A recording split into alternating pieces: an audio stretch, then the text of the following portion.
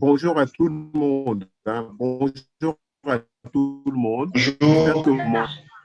Ah, ok, super. Donc, bonjour à tout le monde. Nous ouvrons avec 10 minutes de retard, compte tenu de quelques soucis techniques que nous avons eus.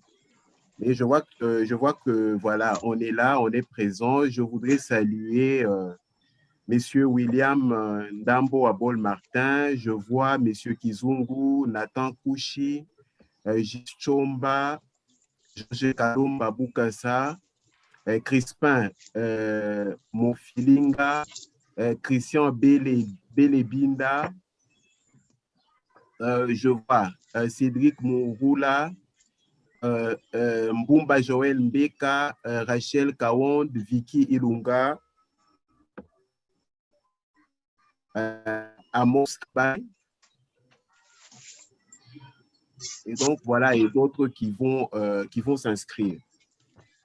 Soyez les bienvenus à ce troisième webinaire qui est consacré en fait aux préparatifs du MAGRIC, le marché agricole Bilanga Beto, prévu pour la semaine du 21 au 20 de et le marché, le MAGRIC BY est organisé par la coopérative agricole, son partenaire en communication POT, Carbon Traffic, d'autres partenaires comme la Fondation Mojoko, le CIPA, l'OGFREM, Monnaie Trans et voilà, Village d'abeilles. Donc, il y a la fondation, la fondation BK Goma, à Boma, ainsi de suite. Donc, il y a plusieurs partenaires. Nous avons choisi, le sujet que nous avons choisi aujourd'hui cadre avec la journée internationale de l'abeille. Vous savez, le 20 mai, chaque 20 mai, nous célébrons cette journée internationale de l'abeille. Et l'apiculture, comme le dit souvent l'orateur de cet après-midi, Monsieur Léon Masumbuko, l'apiculture est la fille abandonnée de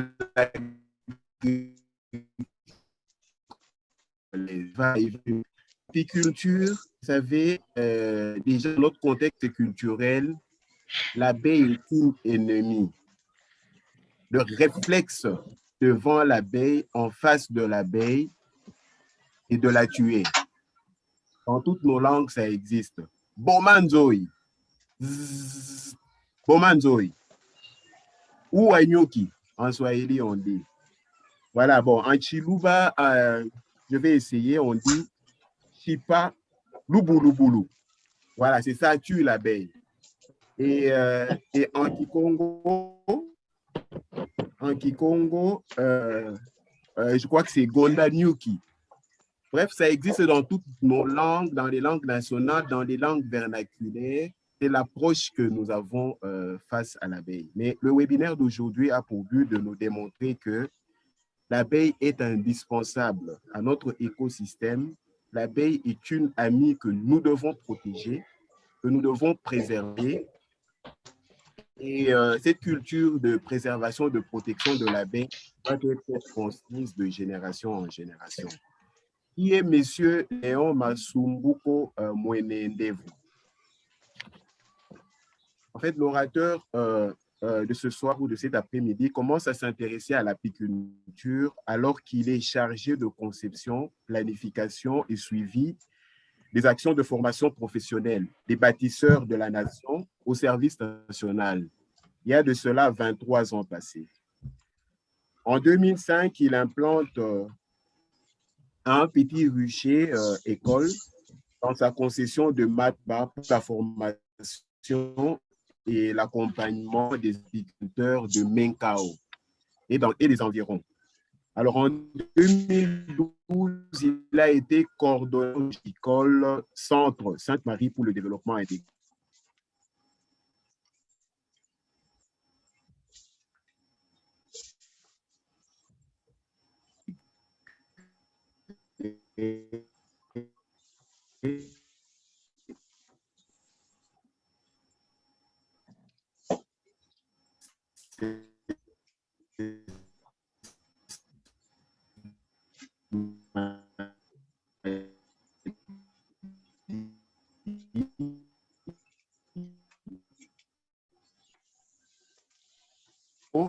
À l'issue de la fusion.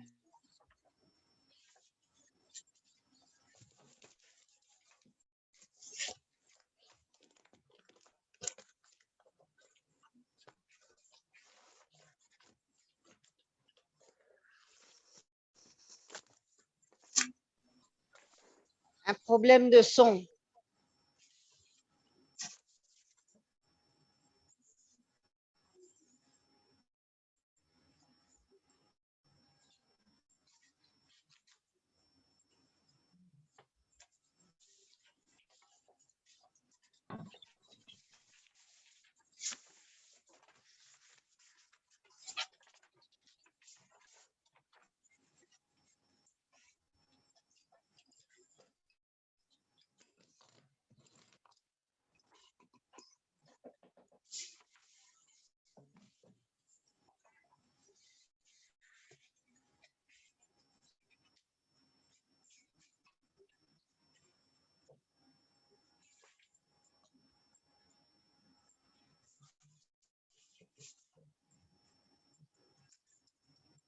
Elle ne vous plus.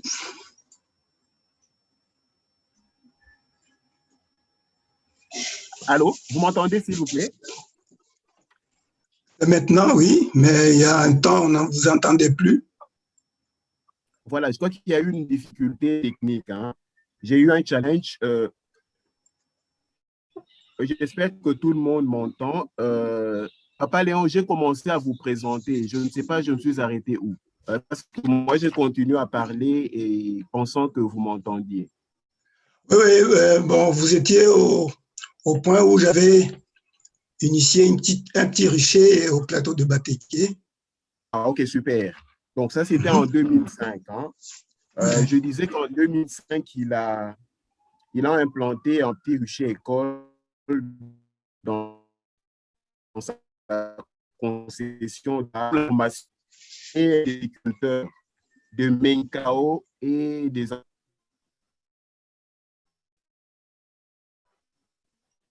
depuis 2000 consultants piqûres, des ONG, hein, des ONG internationales également.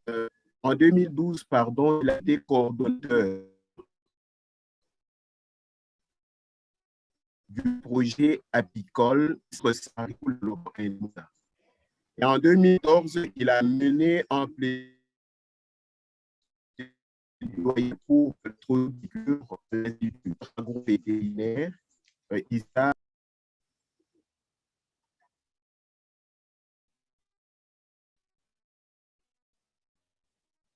Je pense que tu devrais couper ta vidéo. Oui, j'ai coupé, hein.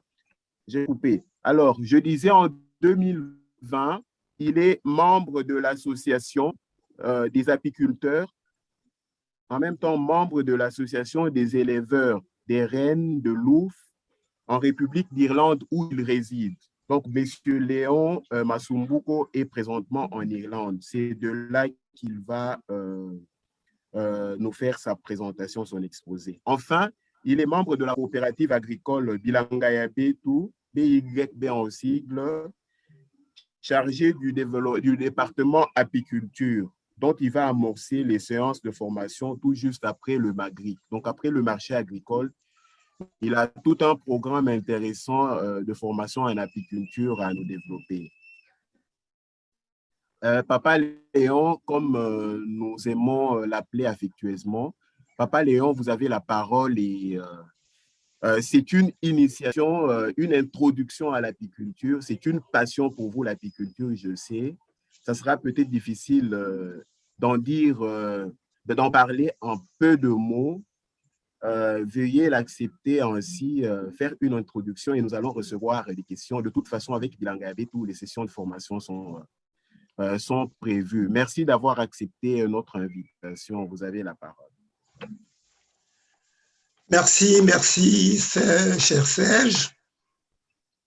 Et vous avez tout dit à propos de mon profil, mais mon profil qui se résume par deux mots, ça veut dire ami de l'abeille. Comme vous l'avez dit, depuis 23 ans, j'ai pris contact avec l'abeille. Je voulais connaître l'abeille et à cette occasion, l'abeille m'a beaucoup appris. Tout ce parcours a connu des bas et des hauts. J'ai connu des moments de satisfaction, mais aussi des moments de déception et de déboire. Et pendant tout ce temps jusqu'à aujourd'hui, j'ai toujours été soucieux de voir que au niveau de mon pays, l'apiculture est considérée comme un petit enfant oublié de toutes les activités agricoles. Aujourd'hui, nous allons essayer de parler brièvement de ces secteurs avec objectif global de pouvoir le valoriser. On va les valoriser comment? Ici, nous allons passer en revue les faiblesses de notre apiculture. Nous allons en sortir les forces et après cela, nous allons dégager quelques stratégies qui nous conduiraient au fait que notre apiculture aussi soit compétitive. Mais pour y arriver, il y a tout un chemin et c'est ce chemin-là que je voudrais proposer à tous nos participants parce que je sais que parmi vous, il y en a qui sont déjà apiculteurs. Avec eux, on pourra partager des moments de satisfaction et des moments d'échec pour savoir où est-ce que nous pouvons aller pour améliorer notre filière. Les objectifs spécifiques, justement, vous avez vu l'intitulé du thème, c'est cette abeille, une amie qui nous veut du bien. Et ici, il y a 3 mots-clés. Il y a abeille, il y a ami et il y a apiculture, parce que nous parlons d'initiation à l'apiculture. Et je me dis que si on veut se faire un ami, la première démarche, c'est de pouvoir le connaître. Ainsi, nous allons, en introduction de notre projet, essayer de vous donner une idée sur ce que nous devions connaître comme bien de l'abeille. Parce qu'en enseignement, on dit que pour traiter avec Pierre, il faut connaître Pierre. Nous voudrions aussi vous mettre en contact avec ce secteur-là, cette filière qui est mal connue. Donc, dans la connaissance de l'abeille, il y a 3 volets. C'est la biologie de l'abeille, parce que quand on ne connaît pas la biologie de l'abeille, on l'aborde très mal. Et nous allons découvrir les merveilles de l'abeille à partir de sa vie sociale. Parce que, comme on l'a dit à l'introduction, devant l'abeille, la première réaction, c'est l'inimitié. Parce qu'on retient de l'abeille la piqûre et c'est une affaire qui n'est pas facile à gérer. Alors que cette partie-là n'est qu'une partie de sa vie qu'on peut aussi positiver. Nous allons voir que l'abeille est un animal social en ce sens que son organisation sociale est impeccable et pendant notre parcours en apiculture, cette abeille nous a beaucoup appris en ce sens que c'est une société presque parfaite. En aimant dans la société de l'abeille, toute abeille vit pour l'abeille, pour la colonie et par la colonie.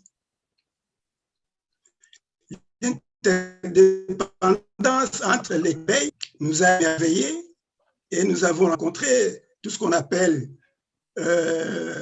répétition des tâches, et chaque caste connaît son rôle et le rôle qu'il fait, qu'il exécute, c'est un rôle de défense de la communauté. Non seulement défense contre les dangers, mais la défense contre la disparition. Nous avons au sein de la colonie la qu'on appelle reine, qui est chargée de l'organisation et de la coordination des activités. C'est elle qui donne l'identité à la colonie. Sans la reine, et puis c'est elle qui pond les œufs, qui donne la vie, il n'y aurait pas de naissance d'abeilles. Nous avons une autre caste, c'est cette caste-là qui exécute presque la totalité de tous les travaux de la colonie, à l'intérieur comme à l'extérieur de la ruche. Et cette organisation est tellement parfaite que chacun connaît son rôle et c'est différent de l'homme où on rencontre ce qu'on appelle désobéissance ou bien hésitation ou bien tout ce qui peut être négatif en matière d'exécution d'ordre et de tâches. Vous avez le faux bourdon qui est le mâle, qui a comme principal rôle la fécondation de la reine pour que la progéniture puisse continuer. Comme le modérateur nous a annoncé, nous sommes aujourd'hui en introduction. On ne va pas développer toute la théorie sur l'apiculture ou la connaissance de l'abeille. Nous allons donner les grandes idées en peu de temps et nous allons vous laisser le temps de poser des questions parce que c'est là la partie la plus enrichissante de notre webinaire. Les bienfaits de l'abeille sont connus à tout point de vue, c'est-à-dire que du point de vue économique, nous allons voir au fur et à mesure que l'abeille, l'apiculture et la connaissance de l'abeille nous aident à comprendre que sans cet insecte-là, la vie est impossible. Et nous avons plusieurs écoles qui ont défendu cette idée et dont le pionnier est Einstein qui a dit que à l'absence de l'abeille, la vie de l'homme n'a que 4 ans sur Terre. Une façon de montrer que nous dépendons de l'abeille. Nous avons le rôle écologique et de la promotion de la biodiversité. Et tout cela, nous allons développer pendant les webinaires qui vont suivre, parce qu'au fur et à mesure que nous avancerons, nous allons faire en sorte que les aptitudes ou les compétences requises nous conduisent à nous impliquer avec passion dans ce métier. Donc, ce qui nous a poussé à vouloir échanger sur ce secteur, c'est souvent de voir qu'au niveau de notre pays, nous avons eu beaucoup d'ONG qui sont venues nous encadrer et nous accompagner, mais jusque-là, l'aspect professionnalisation de l'apiculture n'est pas vraiment noté. Alors, nos forces actuelles, c'est que déjà notre pays, vous connaissez notre chanson de tous les jours, les potentialités, on en a. Mais les potentialités restent potentialités, et tant qu'on ne les valorise pas, je ne vois pas à quoi ça servirait. Nous avons aussi un atout pour que nous puissions réussir notre objectif, c'est que déjà dans notre tradition, nous avons déjà, quelle que soit la culture, on a déjà connu l'abeille.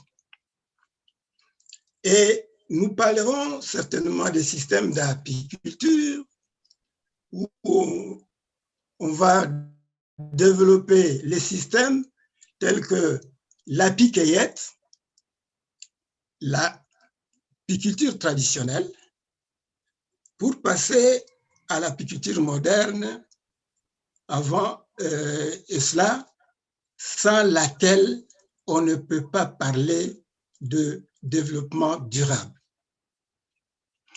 Alors, c'est en cela que les ONG essaient de nous encadrer, mais nous pensons que jusque-là, il y a beaucoup à faire. Parce que si vous observez bien les ONG qui nous encadrent en RDC, c'est surtout l'aspect apiculture familiale rurale qui est visé. Alors, avec notre projet au Bilanga Beto, nous voulons amorcer une démarche de professionnalisation et de modernisation de l'apiculture à travers la formation technique et la formation entrepreneuriale dans ce domaine.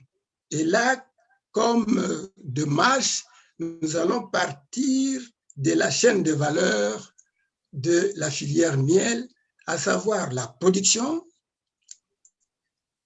la production, le conditionnement, le traitement, donc, la commercialisation. Alors, les grandes faiblesses que nous avons, c'est que dans notre pays, il y a vraiment une faible production qui est due au fait que nous ne sommes pas suffisamment formés et la formation que nous avons est une formation de base qui n'a pas toujours l'objectif de renforcer les capacités. Alors, nous avons le fait que chez nous, nous avons un problème de matériel. On ne peut pas parler d'apiculture durable sans qu'on utilise du matériel adéquat. Vous savez que l'apiculture est très, très organisée de sorte que quand on lui prépare un habitat, elle a des exigences de précision, par exemple, parce qu'une ruche n'est pas à confondre avec une caisse, avec des lattes. Il y a des normes à suivre pour que l'abeille puisse accepter de pouvoir utiliser l'habitat que vous lui offrez. Nous avons le fait que vraiment une faible capacité d'investissement. Même quand on veut investir, on a un problème de moyens. Et souvent, on vise les paysans pour leur dire qu'avec l'apiculture, on va sortir de ce qu'on a comme pauvreté. Mais on va constater, avec tout ce temps que je viens de passer, que nous ne faisons que tourner en rond parce que on n'a pas cette idée de viser la performance.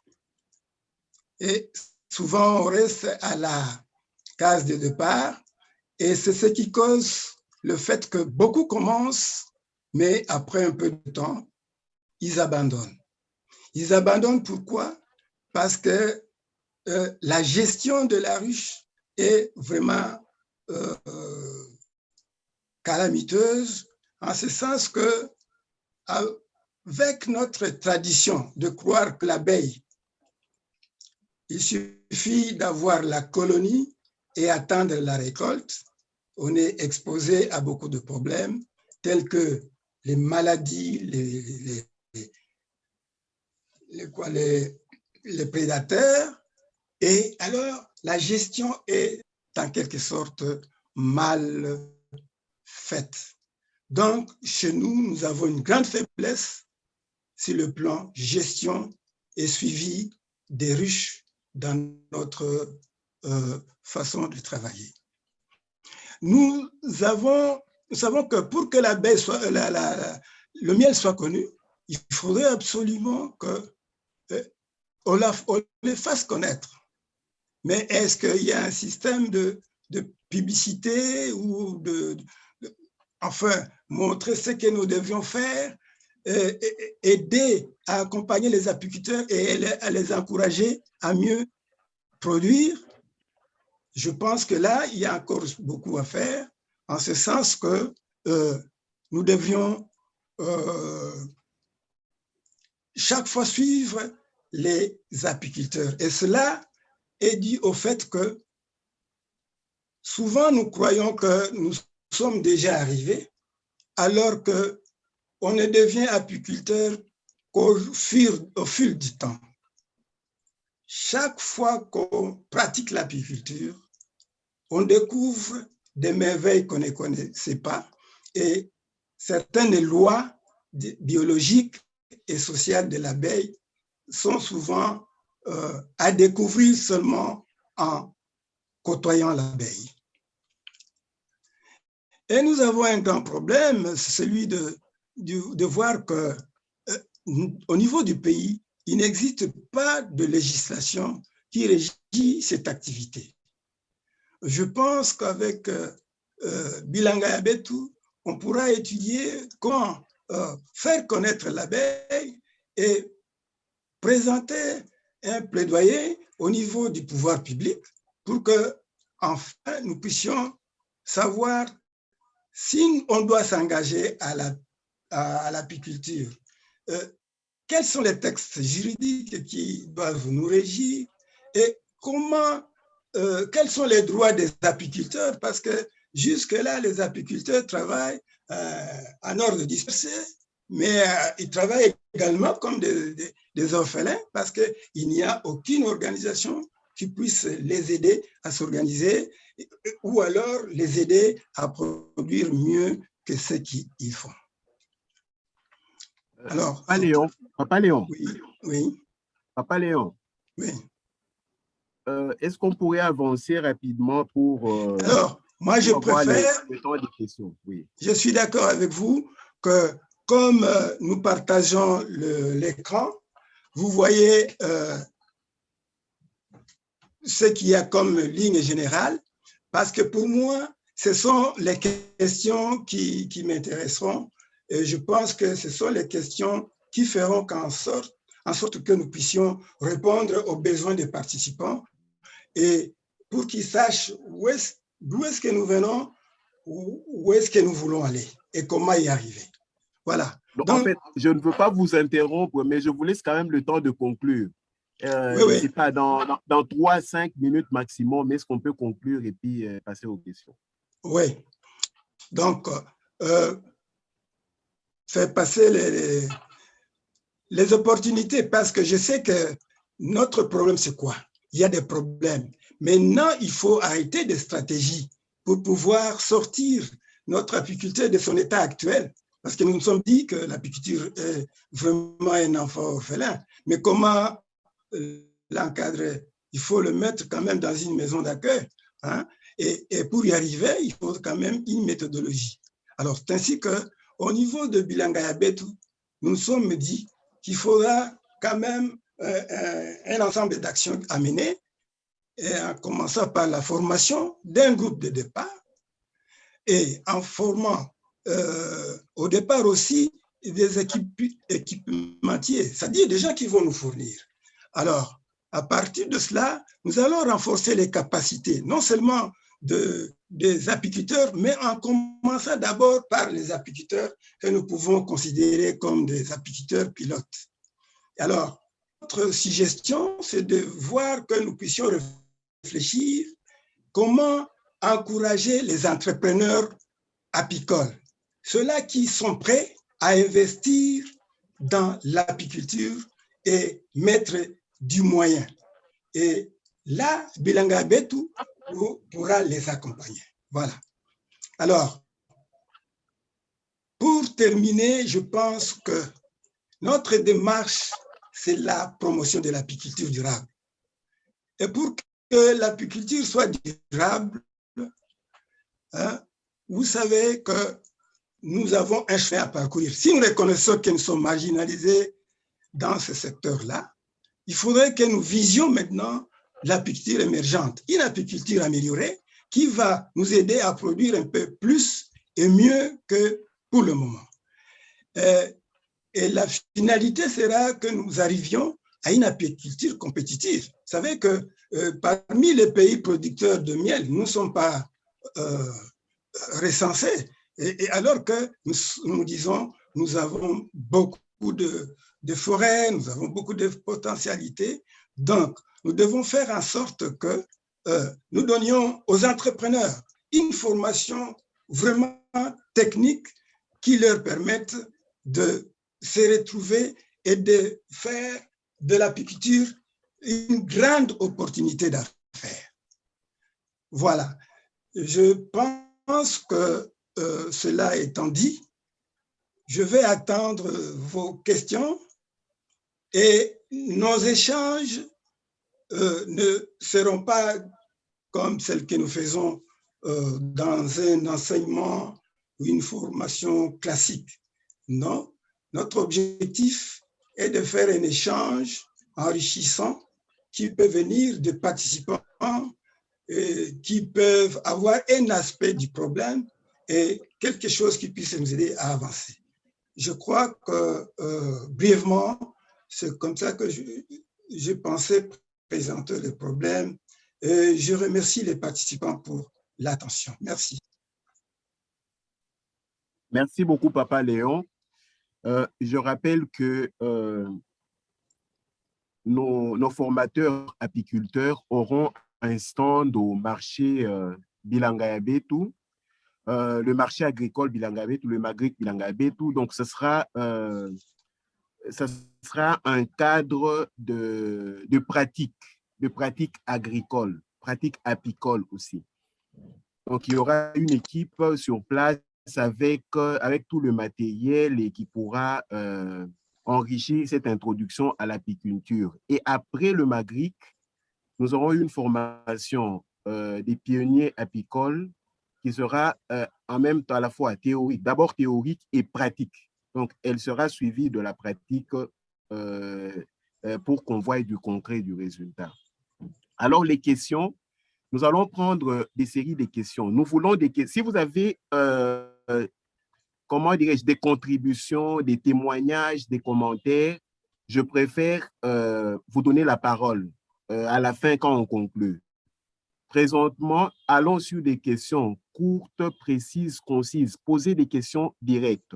Comme ça, on donne l'occasion à plusieurs personnes d'intervenir. Je vois Madame Annie Mandungu qui a demandé la parole. Jessica, est-ce qu'on peut activer le micro de Madame Annie? Bonjour. Bonjour, Madame Annie. Bonjour. Oui, en tout cas, c'est très intéressant. Ma petite, bon, c'est pas vraiment une question, mais c'est une question quand même. Prof, vous avez parlé de la biologie de l'abeille, mais l'abeille, bon, c'est vrai qu'elles sont dans les ruches, mais les arbres, moi, je voudrais savoir, pour moi, c'est très important le cadre dans lequel elles évoluent. Parce que bon, le miel d'acacia, tout le monde peut faire, la terre entière peut faire le miel d'acacia. Mais nous, le grand problème qu'on a, c'est qu'on ne soigne pas les produits du terroir. Nos abeilles, elles butinent où? Si elles butinent dans l'acacia, c'est comme tout le monde. Et vous n'avez pas parlé des arbres, des plantes où elles butinent. C'est ma petite question. Ah, ok, merci. Merci pour la précision de la question. Donc, Papa Léon, je suppose que vous êtes en train de noter, donc je vous recommande de noter les questions. On va prendre 5 questions et vous allez rapidement, directement répondre. Donc, je vois M. Jean Loubouma qui demande la parole. M. Jean, on va vous l'accorder. Bonjour, bonsoir. Moi, je m'appelle Jean Loubouma. J'appelle d'Afrique du Sud. Je suis professeur de mathématiques. Et il se fait que je travaille avec une équipe d'entomologie à l'Université de Pretoria qui parle justement de la vie sociale, de l'importance des abeilles.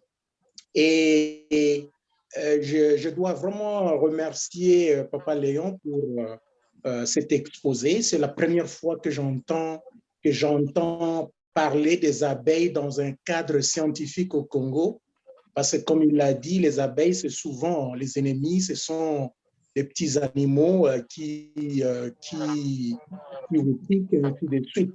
Mais il y a un phénomène sur lequel nous avons beaucoup travaillé ici, on appelle ça en anglais colony collapse disorder.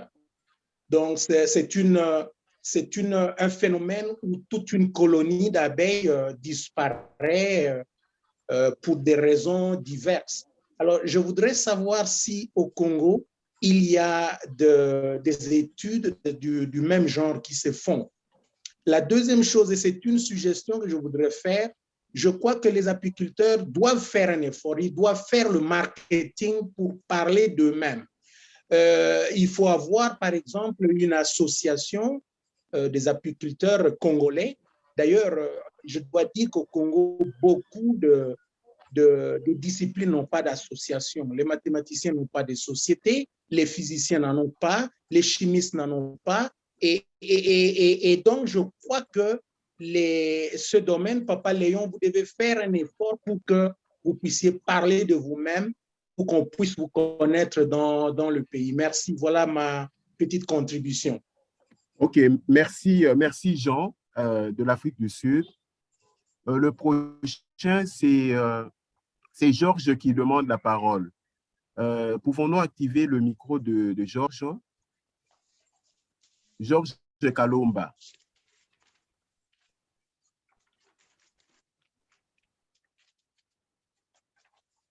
Allez-y, Georges. Oui, bonjour. Bonjour, Georges.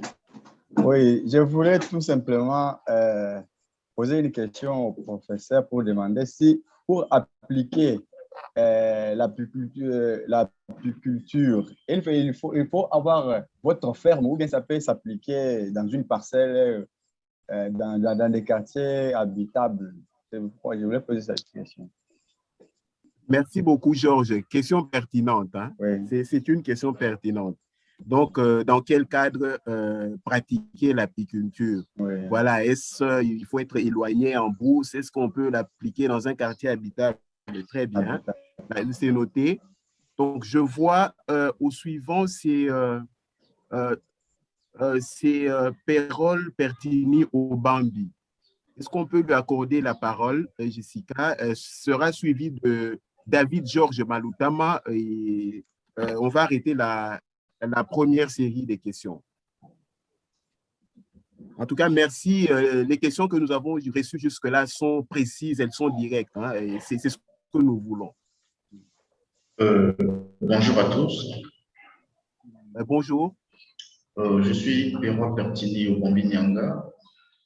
Je suis président de l'association Congo Zéro Pollution. Nous sommes basés à Brazzaville. Et je suis, disons, je peux dire, je suis heureux de constater que je suis le seul participant congolais à ce webinaire. Et en fait, actuellement, je suis en train de travailler pour le compte d'une autre association. Je suis chargé de projet. Le projet vise à renforcer la résilience des communautés locales et des peuples autochtones dans une réserve forestière qui est au nord de Brazzaville. Ces communautés ont été impactées par les mesures restrictives que le gouvernement avait prises.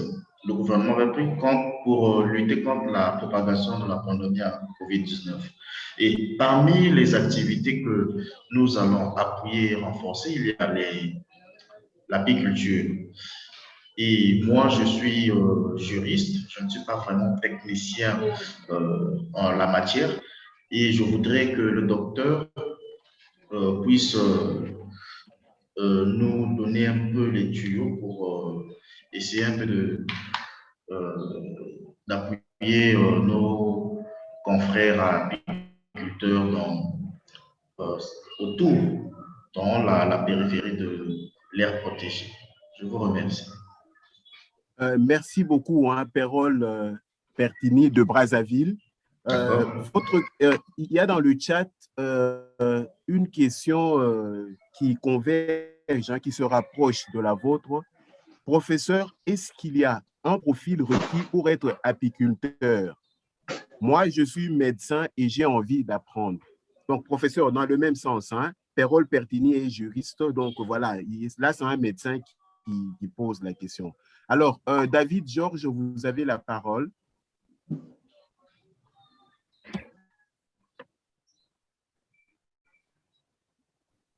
Bonjour.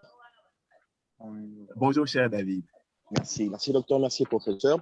Alors, j'aimerais directement demander au professeur comment enlever cette phobie des abeilles, parce que moi-même, quand j'étais en 4e primaire, j'ai vu un de mes amis attaqué par des abeilles à l'école et le jour d'après, il était décédé. Et aujourd'hui, étant papa, j'ai suivi, je crois, dans une chaîne, je ne sais plus si j'ai lu, j'avais vu qu'il y a possibilité de modifier génétiquement les abeilles pour qu'ils n'attaquent pas d'autres personnes. Est-ce que c'est faisable? Est-ce qu'on a ces abeilles-là, ou des reines, je ne sais pas comment, à Kinshasa ou en RDC? Comment faire pour qu'on ait des abeilles qui n'attaquent pas des populations, qui ne tuent pas des gens? Donc, voilà un peu ma préoccupation. Merci beaucoup, Georges. Hein. Vraiment, les 5 questions ou les 5 personnes qui ont posé leurs questions ont été exemplaires.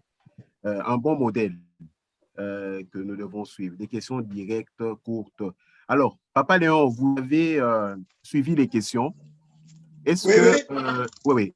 Mais dans l'entretemps, ce n'est pas une mauvaise idée aux amis d'écrire le chat parce qu'on est en train de suivre et récolter des questions dans le chat. Donc, ça pourra nous faire gagner du temps. Allez-y, s'il vous plaît. Merci beaucoup pour la parole. Je vais commencer par la question de Maman Mandoum, c'est ça? Oui, Maman Mandoum, oui. Oui. La question était de savoir comment aborder la biologie des abeilles, c'est ça? Voilà, les arbres, voilà, on parle du miel d'acacia qui est courant, mais vous n'avez pas parlé en fait des arbres, voilà, de l'environnement hein, où l'on pourrait développer l'apiculture. C'est une très bonne question parce que c'est pour cela que je me disais que c'est la partie ici qui nous intéresse davantage. Quand nous allons apprendre comment débuter en apiculture, nous allons voir quelles sont les conditions pour que le démarrage nous amène à un résultat positif. Et parmi les conditions pour que vous ayez du miel en tant qu'apiculteur, la première condition justement, c'est le choix de l'endroit où vous devez placer vos ruches. Et le premier critère, justement, c'est la présence des plantes qu'on appelle les plantes mellifères. Donc, les plantes qui intéressent les abeilles. Et alors, la problématique des plantes mellifères se présente comme ceci. Il se présente en termes d'abondance, mais aussi en termes de variété des plantes que les abeilles vont butiner. En ce qui concerne l'abondance, si vous voulez beaucoup produire, vous devez faire en sorte que vous choisissiez un endroit où la végétation qui est en majorité présente dans la superficie concernée intéresse les abeilles. Et notre conseil en cette matière, c'est qu'il faut rentabiliser et faire d'une pierre deux coups. Et nous conseillons toujours aux apiculteurs de viser les plantes qui sont intéressées par l'abeille, mais qui aussi ont une certaine utilité.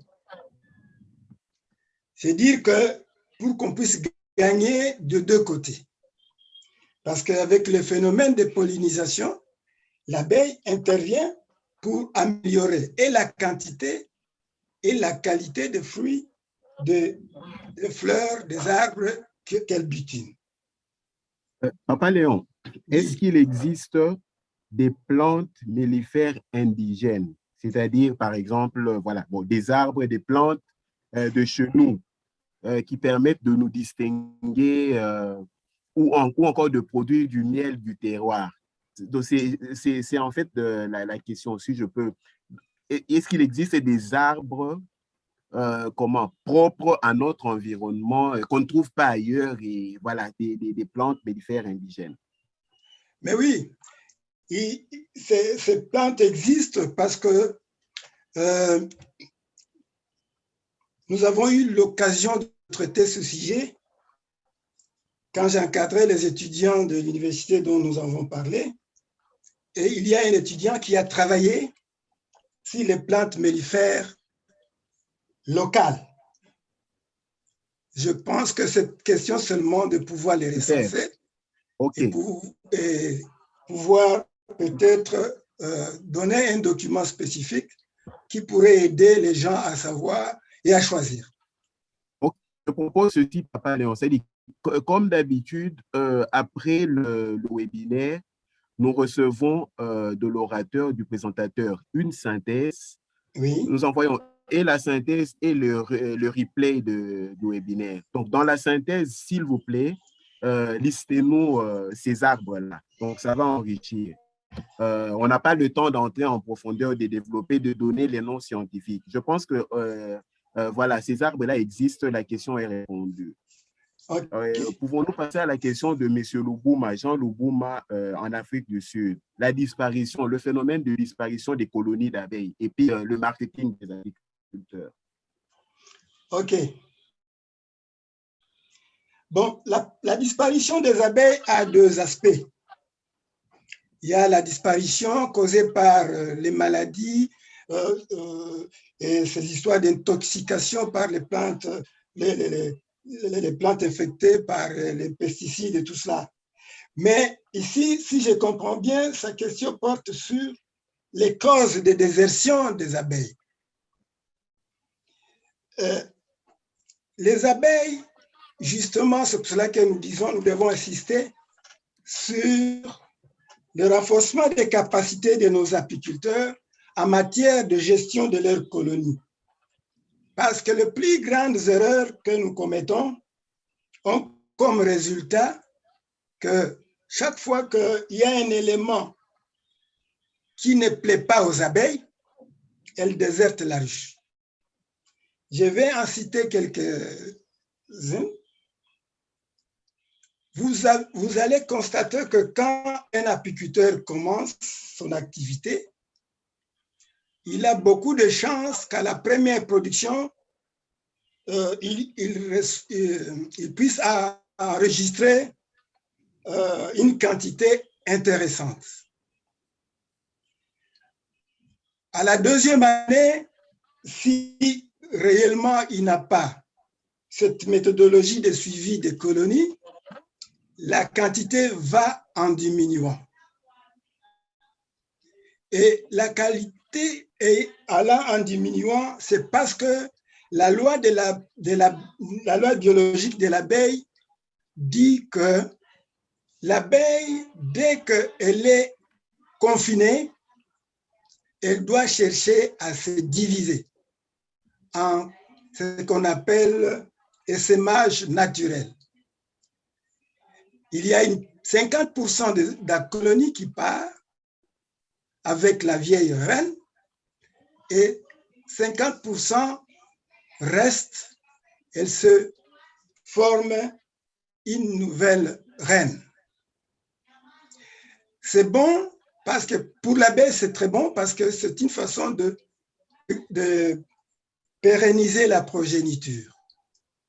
Par contre, pour l'apiculteur, c'est une perte parce que plus la colonie est forte, plus on peut atteindre une grande production.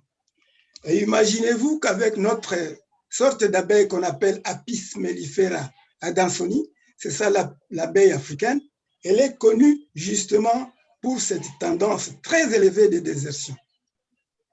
Alors, ça demande maintenant à l'apiculteur d'être vigilant, de savoir comment parer à cette tendance-là de déserter et de ne garder que des colonies faibles.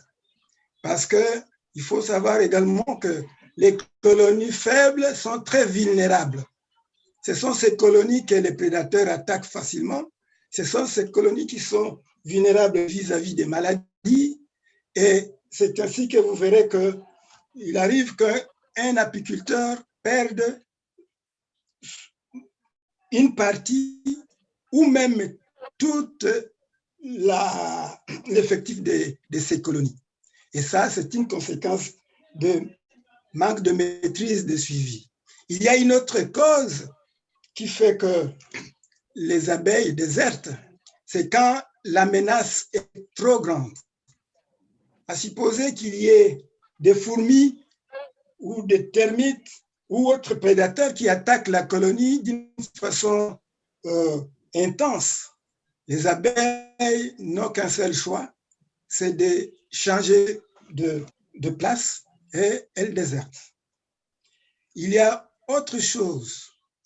Quand il n'y a plus assez de place et que les rayons, là où les abeilles stockent le miel, là où il y a les couvains, donc le nid d'abeilles, et quand ces rayons sont trop vieilles, ils sont inefficaces, et les abeilles constatent qu'elles ne peuvent pas bien travailler avec ces rayons, elles sont obligées de partir de là, et parce que pour aller se former un habitat où elles vont mieux vivre et où elles vont mieux travailler.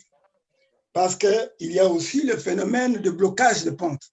Quand la reine trouve qu'il n'y a plus assez de place, elle bloque la pente et la colonie diminue et à la fin, c'est aussi la désertion. Il y a les mauvaises manipulations de l'apiculteur. Quand il ne connaît pas la loi biologique, il dérange trop les abeilles, le lendemain, les abeilles partent. Donc, il y a plusieurs facteurs qui sont à la base de la désertion. Et tout cela, c'est ça que nous allons apprendre dans la partie des pratiques apicoles. Je pense que... OK. Donc, Papa Léon, sur la question du marketing, nous avons très bien compris que voilà, le besoin n'est pas à démontrer. Donc, le marketing, il faudrait qu'il y ait, qu'on fasse du lobbying autour du marketing concernant la législation, concernant la place, le statut, les conditions de l'apiculteur. Et voilà. Est-ce qu'on peut passer à la question suivante Mais de Georges Kalomba? Il y avait une autre question, une deuxième question de la même personne à propos de la... C'était le marketing, je pense. À part le marketing, il y avait l'organisation des apiculteurs. OK. Oui, c'est-à-dire que normalement, comme toute filière, on ne peut pas bien travailler si on n'est pas organisé. C'est ainsi qu'il faut absolument qu'à chaque niveau, il y ait des groupes des apiculteurs pour pouvoir améliorer leur façon de travailler, s'échanger des idées et d'expériences et, par exemple, créer de ventes et des achats groupés et avoir une miellerie commune et collective et tout ça. Et alors, en ce qui concerne le Congo, les démarches ont commencé. Je crois que nous avons déjà quelqu'un qui chapeaute le projet de mise en place de la filière miel au niveau national. Donc, la plateforme est en train d'être créée au niveau national. Je crois que le président de cette corporation, s'il est connecté, je pense parce qu'il a été invité, il pourrait nous dire quelque chose là-dessus. Bon. OK. Papa Léon, la question suivante. Hein. Le cadre idéal pour développer un projet apicole. Est-ce qu'il faut forcément en brousse? Est-ce que dans un quartier habitable, ça peut se faire? L'endroit, oui, justement, nous allons apprendre les conditions requises pour que l'endroit soit propice à l'apiculture. D'abord, la première question est de savoir s'il faut absolument avoir une ferme. Non, ce n'est pas absolument qu'il faille avoir une ferme pour pratiquer de l'apiculture. C'est pour cela que nous encourageons la concertation entre apiculteurs. L'apiculture, justement, parmi ses atouts, c'est qu'elle n'exige pas qu'on ait sa propre ferme, mais on peut s'entendre avec quelqu'un dont la ferme remplit les conditions et en partenariat, il travaille. D'ailleurs, c'est ce qui s'est fait d'une façon générale ici en Europe. Les apiculteurs n'ont pas nécessairement des concessions, mais ils s'arrangent avec les fermiers qui acceptent que les riches soient installés. À ce propos, je voulais aussi vous parler d'une opportunité d'affaires quand on sera en pleine activité, c'est-à-dire qu'il y a dans les pays où l'apiculture est avancée, ce qu'on appelle contrat de pollinisation. Si vous avez vos ruches, vous pouvez signer un contrat avec un fermier, vous placez vos ruches et par floraison, vos abeilles pollinisent ces plantes et après la pollinisation, dès que les fleurs ont fané, vous ramenez vos ruches, mais ils vous payent par nombre de ruches placées. C'est une opportunité d'affaires. Alors, en ce qui concerne quartier ou brousse ou ferme, c'est pour cela que nous sommes en train de penser que nous devons proposer des textes légaux pour que l'apiculteur ne soit pas auteur de certains manquements qui puissent lui porter préjudice à lui-même d'abord et à la communauté. Mais en général, il est conseillé de placer ces riches en dehors des agglomérations, en dehors des voies de circulation, en dehors des bâtiments publics, et il faut absolument une certaine distance et il faut également que les abeilles soient placées dans un endroit suffisamment calme, non fréquenté, parce que l'abeille est allergique au bruit. Voilà, en quelque sorte, c'est une matière de formation également dans le module, le premier module des débutants d'initiation tout cela est compris parce que nous allons montrer comment commencer en apiculture. Ça commence par la préparation du matériel qui va servir et puis du choix du site. Alors, il y aura des explications détaillées sur le choix du site. OK, merci, professeur. Professeur, il y a des juristes, des médecins, il y a des ingénieurs, toutes formes de professionnels en train de suivre le webinaire. Oui. Voilà. Voilà. Peuvent-ils pratiquer l'apiculture? Peuvent-ils devenir apiculteurs? Voilà. Parmi les atouts de l'apiculture, c'est que l'apiculture n'a pas de prérequis pour celui qui veut s'engager dans l'apiculture. Il suffit seulement d'avoir eu l'information sur le bienfait de l'apiculture et on s'y engage en consultant d'abord les gens qui pratiquent l'apiculture, parce que la première phase, c'est la phase d'information. Là, il connaîtra les avantages et les désavantages de l'apiculture. Et puis, la démarche en apiculture, c'est qu'elle ne demande pas un grand niveau d'instruction. C'est ainsi que vous verrez que très souvent, l'apiculture visant le développement rural s'adresse aux paysans, même ceux-là qui ne savent pas lire. Et les choses marchent. Donc, c'est parmi les atouts de l'apiculture.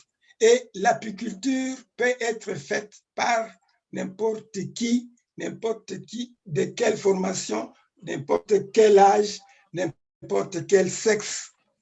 Et voilà, je pense que c'est vraiment nos amis médecins, juristes, sont bienvenus dans l'apiculture. Et d'ailleurs, avec eux, on ne va pas les former à la manière scolaire ou universitaire. Non, on va les former suivant la méthode qu'on appelle Training Within Industry. Ça veut dire la formation en milieu de travail. On ne va pas séparer théorie et pratique, non. D'ailleurs, on va faire le contraire de ce qui se fait en formation classique. En formation classique, on reçoit la théorie, puis la pratique. Mais ici, nous voulons faire le learning by doing. Ça veut dire que tous les candidats formateurs à la formation seront en milieu de travail. La formation se fait au rucher. C'est là qu'on apprendra. Ça, c'est l'abeille. Ça, c'est l'abeille de Pelcast. Voilà son travail. Et voilà les dangers qui se présentent. On se mettra, on lui dira, voilà, si vous êtes devant la ruche, ne vous mettez pas devant l'entrée parce que vous vous faites repérer par les gardiennes et vous augmentez les chances d'être piqué. Et si vous vous parfumez, vous augmentez les chances d'être attaqué. Si vous faites des mouvements brusques, vous risquez, vous excitez les abeilles, ainsi de suite. Tout cela s'apprend devant la ruche et devant les abeilles. OK. Voilà. Papa Léon, c'est très intéressant. Je voudrais, à l'attention de Pérol Pertini au Bambi, qui est à Brazzaville, donc je voudrais le rassurer que Bilanga Yabetu, nous allons prendre contact. Donc, je vais mettre mon numéro de téléphone, hein, donc il peut me contacter. Je suis Serge Mbaye, le promoteur de Bilanga Yabetu. Donc, nous allons prendre contact pour pouvoir échanger avec leurs associations de Brazzaville, voir comment tisser une collaboration. Et voilà, au nom des échanges, Papa Léon, à partir de là où il est, ou bien les équipes du Congo-Kinshasa peuvent effectuer des échanges. Alors, la question suivante était celle S'il vous plaît, docteur. Papa Léon. Il y a un aspect de sa question que j'ai noté là, à propos de aires protégées. C'est-à-dire que nous avons des projets ici aussi au Congo-Kinshasa qui ont été implantés justement dans les cadres d'encadrement de riverains, de parcs, par exemple, ou des grandes forêts, tout ce qui est aire protégée. C'est ainsi que il y a la WWF qui encadre les apiculteurs qui sont autour des forêts de Mayombe là-bas. Et nous avons une ONG qui encadre les riverains du parc de Virunga à Goma. J'en profite pour que nous puissions penser à nos amis de Goma qui sont en train de vivre les calvaires actuellement. Je pense que nous partageons leur douleur. Alors, là au parc aussi, il y a un projet qui a été implanté et qui offre des ruches et la formation aux apiculteurs afin de les détourner de la tendance de déforestation, de braconnage. Et alors, on leur donne ce moyen-là pour pouvoir avoir une occupation qui leur génère des revenus et à la place d'aller chercher à détruire les ressources naturelles. Voilà. Donc, on pourra rester en contact pour lui montrer, lui faire un échange sur ces expériences-là. OK. Merci. La question de David Georges Malotama. En fait, c'était sur la modification génétique des abeilles. Hein. Il a raconté une expérience. Voilà. Oui. Je vous informe déjà que notre race d'abeilles est réputée l'abeille la plus agressive du monde. Alors, ceux qui veulent noter le nom, elle s'appelle Apis mellifera adansoni. Cette abeille est la plus agressive, c'est-à-dire que elle est rustique, et comme elle est rustique, elle est souvent exposée à beaucoup de dangers, beaucoup de menaces, et c'est ainsi que militairement, elle est très, très, très agressive. Maintenant, comment modifier ces comportements? En science, il y a une technique qu'on appelle sélection des abeilles, c'est-à-dire il y a des systèmes d'hybridation pour qu'on change un peu génétiquement le comportement suivant ce que l'on veut avoir. Il y en a qui veulent le caractère de douceur. Ils vont chercher une race douce, procéder à une sorte d'hybridation, et là alors, on aura un peu de la race souche. Allô? Oui, nous vous entendons, Papa Léon. Oui, on aurait un acquis des caractères de la ruche, de l'abeille dont on a voulu copier les caractères, et alors on atteint l'objectif voulu. Si vous voulez des abeilles douces, vous cherchez la race douce et vous l'hybridez avec l'agressive et vous y allez. Mais il y en a qui cherchent aussi la productivité. Il y a des races qui sont plus productives que d'autres. Si c'est cela que vous voulez, vous cherchez à vous connecter sur cette recherche-là. Et c'est pour cela que nous disons que nous sommes en train d'encourager nos chercheurs à s'impliquer. En plus de notre ami de l'Afrique du Sud a parlé de l'entomologie, c'est une bonne chose parce que c'est là l'étude des insectes, mais nous occupons d'une sous-branche de l'entomologie qu'on appelle apidologie. L'apidologie, justement, c'est cette partie de l'entomologie qui s'occupe de l'abeille et de son comportement pendant l'élevage. Et alors, souvent, les résultats de ces recherches aide les apiculteurs à mieux choisir ce qu'ils ont à faire. Mais au niveau du Congo, nous avons encore des problèmes parce que nous nous sommes dit que quand quelqu'un veut commencer une activité, il prépare le matériel. Mais vous savez qu'il n'y a pas que le matériel physique là, mais parmi les matériels, il faut compter aussi la vie. Et nous, jusque-là, parmi les faiblesses que nous pouvons retenir de notre filière, c'est que nous ne pratiquons maintenant, pour avoir les abeilles, s'approvisionner en abeilles, nous pratiquons des méthodes aléatoires, le piégeage ou la capture des abeilles sauvages. Alors là, vous ne saurez pas quelle sorte d'abeilles vous avez, quel est son degré d'agressivité, est-ce que c'est une vieille reine? Souvent, c'est une vieille reine. C'est ce qui fait que souvent, ça ne produit pas beaucoup. Alors, c'est ainsi que nous prévoyons dans notre projet Bilanga Beto promouvoir la technique et la pratique d'élevage des rennes.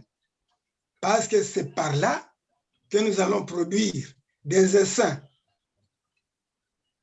pour chaque apiculteur qui veut commencer. Il pourra décider du nombre de colonies avec lesquelles il veut démarrer. La structure aussi peut avoir à vendre ses abeilles aux entrepreneurs, tout comme elle peut utiliser les jeunes colonies pour augmenter son cheptel. Donc, l'activité dépend de la race, mais maintenant, dans la pratique, il y a des méthodes pour réduire le deuil d'activité. C'est les comportements de l'apiculteur. Nous avons parlé, par exemple, de provocation des abeilles. Ça, c'est un. Et nous avons beaucoup d'autres éléments qui entrent, qui excitent les abeilles et qui les rendent plus agressives que si elles étaient tranquilles. Et puis, le grand problème de piqûre des abeilles.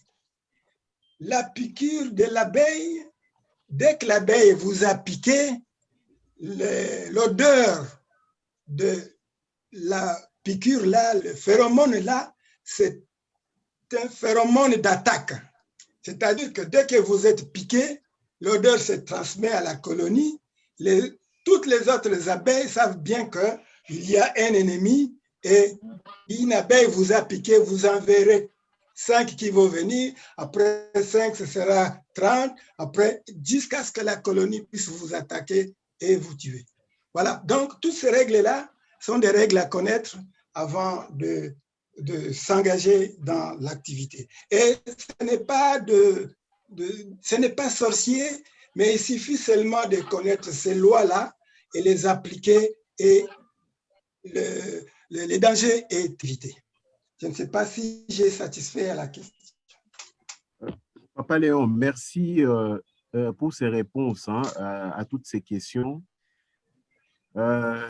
L'apiculture est une science intéressante.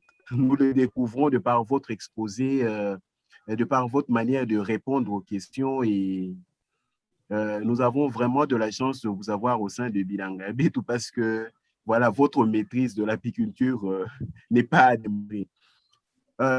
C'est intéressant, il y a quelques questions dans le chat. Je voudrais vraiment, on a 3 minutes, on est en train de conclure. Voilà, on a parlé des allergies dans le chat et je crois que vous terminez par là la dernière question. Quelqu'un a voulu savoir est-ce que les abeilles pourraient accepter des ruches humaines, donc créer de main d'homme. Et quelqu'un d'autre a demandé dans le chat, est-ce qu'il serait possible de combiner, associer des élevages, par exemple, associer l'apiculture avec, au même endroit avec un élevage, je ne sais pas, avicole, pardon, un élevage caprin sans que les abeilles nuisent, comment dirais-je, à l'autre espèce. Donc ça, c'est une question qui est venue dans le chat. Merci beaucoup à M. Serge et à M. Léon que je considère comme un livre ouvert sur l'apiculture. Donc, Papa Léon, ça, c'est adressé à vous. espérant en avoir un venant de lui. OK. Donc, est-ce qu'on peut, on peut clôturer avec ces questions et vous donner aussi votre conclusion parce que nous devons nous déconnecter. Il est 18h moins 4, donc on se déconnecte avant 18h. Je suis désolé pour... C'est comme ça, vraiment, avec tous les webinaires. Plus on développe, plus ça devient intéressant. L'appétit vient en mangeant et il y a de plus en plus de questions. Mais n'hésitez pas, votre interlocuteur, c'est Bilanga Betou. Si vous voulez en savoir plus, vous pouvez nous écrire. J'ai mis mon adresse mail, mon numéro de téléphone dans le chat et vous pouvez contacter le Magritte via les réseaux sociaux. La première question sur les riches, je ne l'ai pas bien saisie. La question dans le chat était, est-ce qu'il y a, comment dire, est-ce que les abeilles peuvent adopter des ruches, vraiment dans un conditionnement, parce que bon, les plantes mellifères sont naturelles, les consorts et tout. Mais est-ce que les abeilles peuvent intégrer, j'essaie d'interpréter la question, donc un environnement, comment dirais-je, artificiel, présenté, fait des mains d'hommes. C'est ce que j'ai cru comprendre de la question telle qu'elle est posée dans le chat. Et la deuxième question, c'était est-ce qu'il est possible de combiner l'élevage apicole avec un autre type d'élevage? Ça peut être avicole, ça peut être caprin, sans que les abeilles nuisent aux autres espèces. Donc, c'est une question aussi qui est dans le chat. Merci. Les abeilles ont des exigences. Les abeilles ont des exigences telles que il faut absolument que celui qui veut s'engager dans l'apiculture soit formé pour les connaître. Dans la préparation de l'habitat de l'abeille, il y a des normes à suivre. Alors, ces normes-là qui seront communiquées, qui seront traitées pendant la formation, afin que nous puissions éviter que les abeilles ne refusent alors que nous voulons qu'elles adoptent. En ce qui concerne l'association de l'apiculture avec d'autres abeilles, bon, il n'y a pas d'inconvénient. Avec d'autres élevages. Avec d'autres élevages, oui. Il n'y a pas d'inconvénient. Je crois que la fois dernière, on a eu un webinaire sur la permaculture. Et la permaculture, c'est une association de plusieurs variétés de plantes, mais aussi de plusieurs variétés d'élevage. C'est question de savoir comment organiser l'espace. Voilà. Okay. Voilà, il y a une contribution de Frédéric Mouteba qui dit David Georges, j'ai entendu parler vraiment d'une expérience en cours par un curé, serait-il belge, Akisantou, qui vise une apiculture avec des abeilles qui n'attaquent pas ou presque pas. Ok. Je n'en sais pas davantage, mais je peux chercher à en savoir plus. Toutefois, à confirmer par le professeur Masumbuko, l'avantage voilà, de la piste Andosonie est qu'elle est très résistante aux maladies. Donc ça, c'est une contribution. Oui. C'est voilà, bien. Qui nous vient du Tchad. Je voulais lui donner une précision, c'est que je travaille en partenariat avec la personne qui dirige ce projet à Kisantou. Nous l'avons initié avec lui. Ce sont les abeilles sandars. Ce sont des abeilles sandars, donc qui ne piquent pas, n'ont pas de dard, mais qui mordent, mais bon, et n'ont pas de venin non plus. Et l'avantage de ces abeilles, c'est que leur miel est de très haute qualité par rapport à l'apis. Voilà. Et si vous voulez avoir des renseignements précis, on pourra en parler dans la synthèse qu'on pourra vous envoyer. Ok, merci Papa Léon. Il est 18h.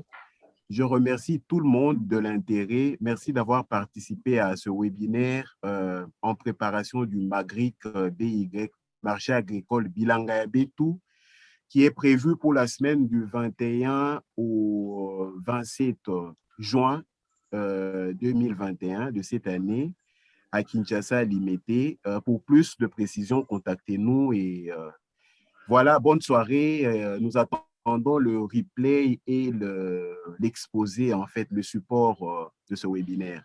Merci encore. Un grand merci à vous, Papa Léon. Ça a été brillant. Merci. Merci. Merci à vous autant. Merci.